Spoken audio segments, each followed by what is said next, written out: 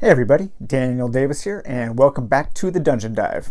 And today I'm going to do a more traditional review of Dungeon Degenerates, The Hand of Doom. After my last long kind of rambling tangential review of the game, I decided to call it more of a discussion because at the end of it I realized that I didn't talk so much about the game, maybe not as much as I would have liked to. So I told some people that I would put together a more traditional review of the game. And you can tell that it is a traditional review because I'm doing it in front of a wall of board games, right? So that's where all traditional board game reviews have to happen. It's written into law. So what I've done is I've just put together a list of 5 things that I love and 5 criticisms. I don't ever feel like reviews have to be balanced in any way. I know some people, oh, for every positive you have to have a negative to show that you're being critical. No, that is complete BS. Maybe someday I'll get into my feelings about criticism and reviews in general. For a long time I was a film critic, and I also wrote book reviews, and so I have some pretty strong opinions about media criticism. However, I do feel like, especially with board games, things that I might think are a negative, someone else might view those as a positive. I don't like puzzly type games for the most part, stuff like Gloomhaven or Mage Knight, but other people do. So if I say something is a negative because it's puzzly, then someone else might go, oh, well, I do like puzzly games, so maybe I'll check it out. So let's get right into it, and we're going to start with the criticisms. So here are 5 things that I dislike about Dungeon Degenerates. 1, there are a lot of keywords to remember. This is especially, I think, troublesome, maybe specifically so to somebody trying to play the game solo, or maybe even somebody trying to play the game on camera, not wanting to look things up as much, or a solo player trying to remember everything, not having other people to help remember all the keywords. But there are a lot of keywords in this game. Now, most of them are pretty self-explanatory. Once you know them, you will remember them. And it's not anything that's like really esoteric. Stuff like curse or fear or ambush. So you're going to run into kind of standard gaming words, but there are a lot of them. Now, because there are a lot of them, it adds a whole bunch to the game and a whole bunch of different ways to interact with the world and the creatures. So that does kind of balance out, but for people not wanting to remember or not wanting to have to check things all the time, that could be a negative. Now, luckily for everyone, all of the keywords that you're going to be looking up are on the back of the rule book, and it's a good explanation and a good resource. The rule book is very well laid out. Okay, that is a bonus positive there. 2, it can be pretty fiddly with all the tokens. Some of the tokens are double-sided with different things on each side, and so having to remember, like, oh, what's on the back of fatigue, or what's on the back of this. If you don't have everything organized in a nice tray or laid out on the table properly, you will be spending some time going through the tokens. There's a lot of small tokens, all those number tokens for the danger and town levels. There are tokens for various types of effects on the map that you will be placing down. There is a lot of little fiddly bits. The small little tokens for the character cards for the XP, the gold, and the wounds, those get bumped around a lot. So that kind of thing, I know it can make the table look like a big mess. It can be easily bumped, and you will be searching for a lot of tokens throughout the game. So that can slow things down, and it can kind of get in the way of some of the fun.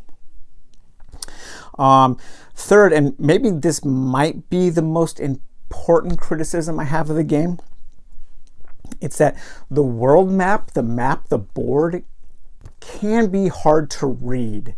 Now, because it's so artistically made, there is sometimes the form and the function don't always meet up in a way that is conducive to the playing of the game.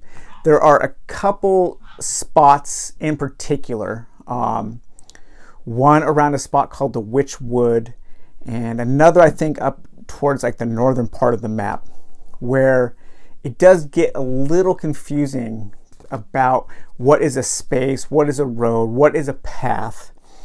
And I've played like the game 3 or 4 times campaign wise, and I was even still having trouble. Somebody finally pointed out something for me to look for, where if you're trying to figure out where a road or a path is, don't look for the road or the path, look where it ends.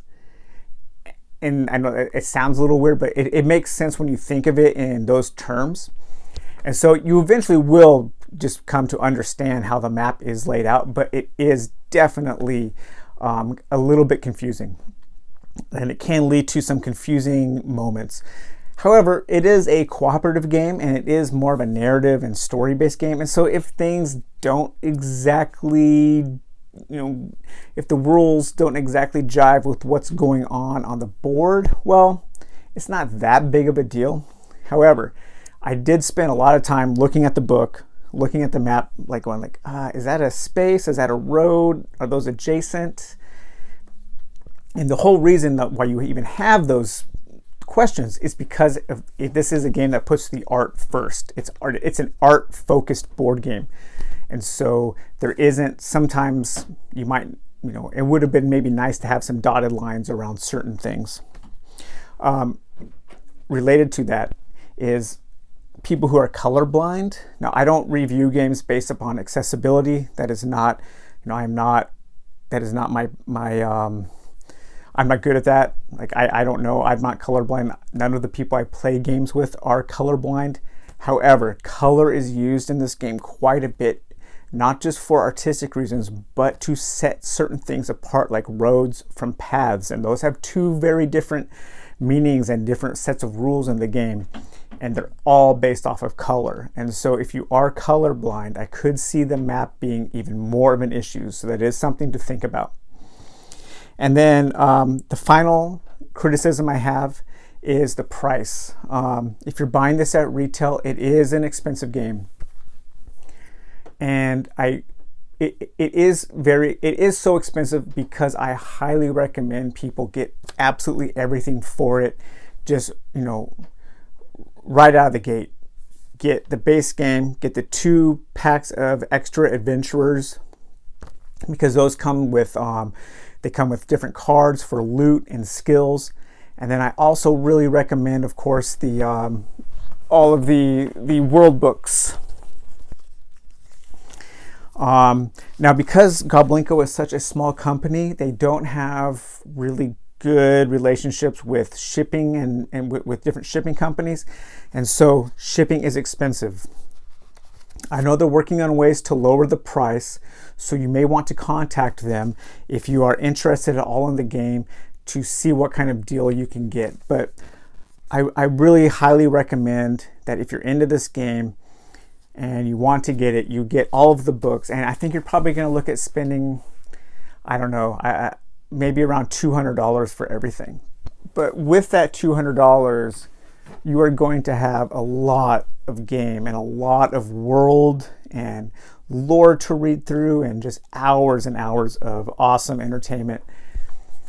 And so it's expensive, yes, but I think it is an investment that is worth the initial cost, just because of how I think you're buying not just a board game here, but you are buying a work of art, a vision from people who had a very definitive idea of something they wanted to make. And so let's transition into the things that I love. Number 1, I've already talked about, but art, theme, writing, world building. That just kind of piggybacks off of what I just said about the lore books and the world. This game has a world that feels like it's decades old. I mean, I don't know of any other just board game, besides maybe something from Games Workshop, that feels like it's drawing from the mythology and from the lore, the places, the characters of a place that is just, that feels ancient. It feels like it has this established history, and it does. This world has this established history with geographical history and a social history, a hierarchy of people, of places, of different groups that have come in and battled for power and kicked each other out. And there's so much to sink your teeth into if you really get into that kind of stuff with games. About, it's very much, there is as much detail here as any indie RPG. And like I said, I really want to run this as an RPG because I think you could very, very easily. So number 2, player agency and how the campaign is explored. The campaign in this is incredible. You will start at a certain point, and even in some of the world books, there are other starting places. There are like 8 extra missions, and they have different starting points. So you can start at one point, and depending on what you do, you will end up in a completely different part in the campaign. And it never feels like a binary or an arbitrary decision. It doesn't feel like it's not like A, B, or C, even though it kind of is. It's just the decisions happen organically and naturally while you're playing the game. You might have to take an item from point A to point B, but maybe somebody in your party's like, well, let's not take it there. Let's take it here, or let's not take it at all. Let's leave it buried in the ground, or let's sell it. And depending on what you want to do with the choices that you have, you get different decision points, and you can go on to different aspects of the campaign, lead you to completely different areas. You will be working for different factions. Sometimes you will be working for the bad guys, or sometimes you'll be working for the good guys. I don't know. The good and evil is very murky in this game, but it's just a fantastic campaign system. Really, really, much more robust than I ever imagined during the Kickstarter campaign.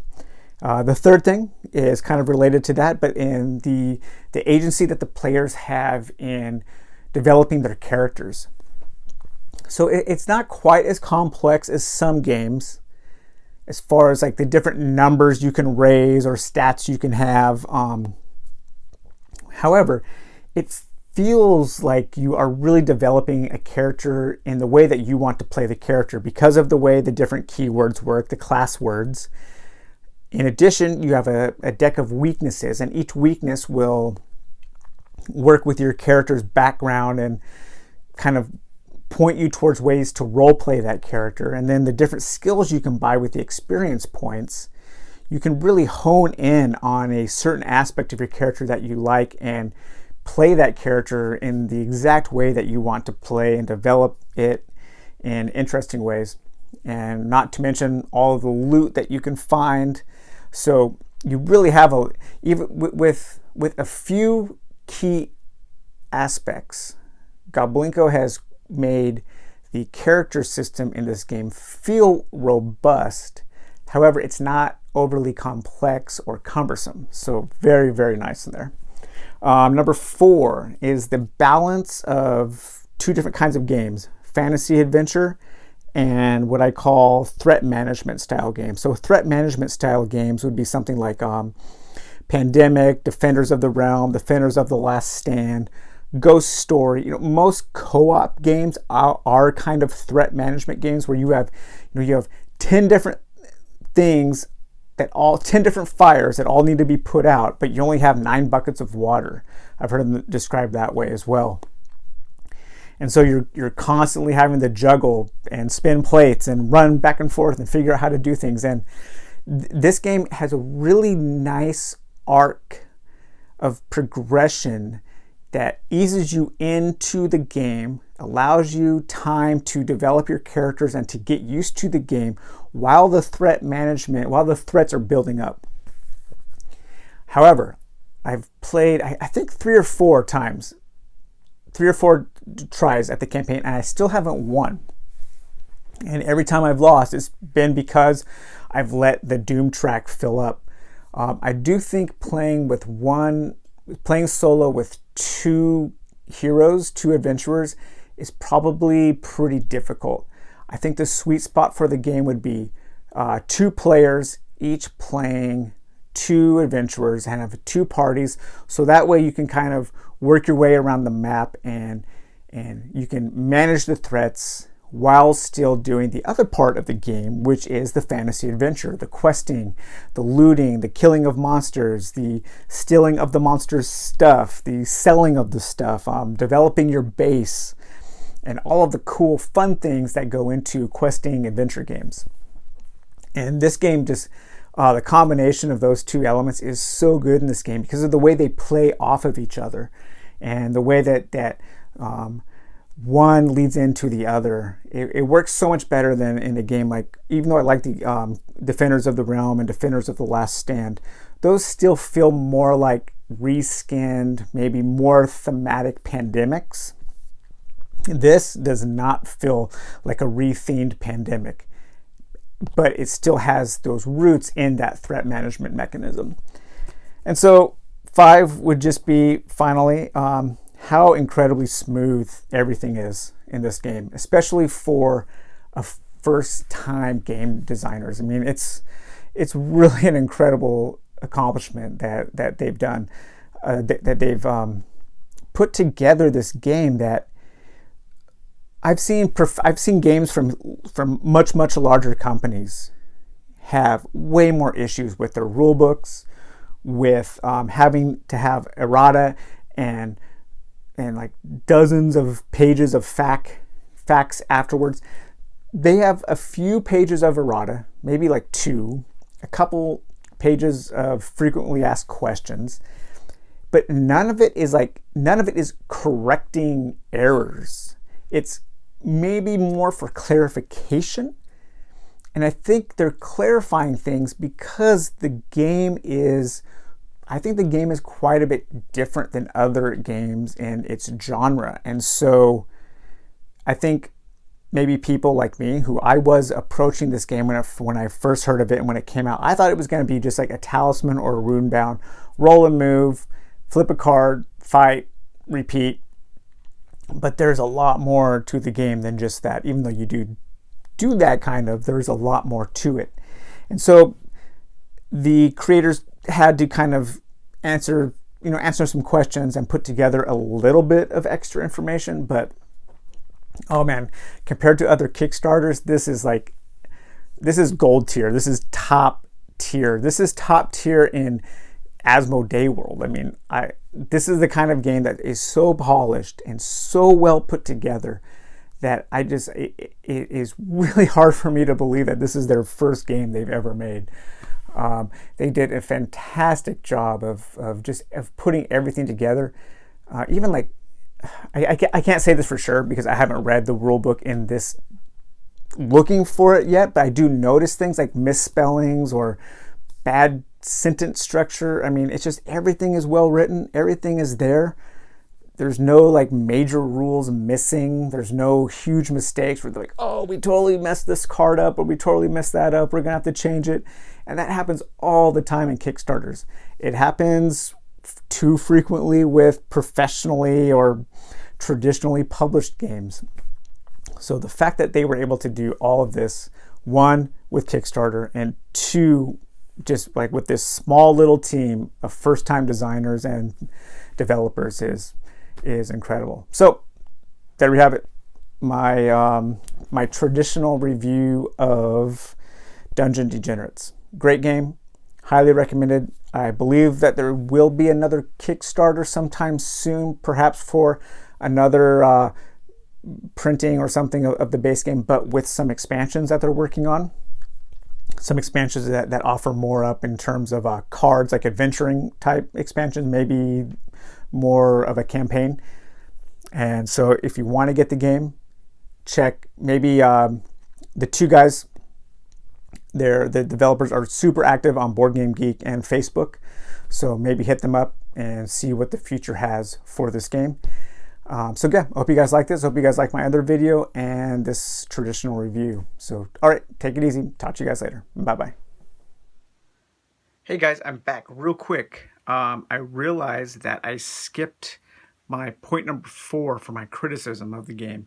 And that would be, once you sleeve everything, it's really hard to get everything back in the box. I know that's not a big criticism, but that can be for some people. It's really tight. There's so much in there. Once you sleeve everything with the expansions that they already have out, the box doesn't actually close all the way. So a small criticism, but some people might want to think about that. So, all right, that's it. Bye-bye.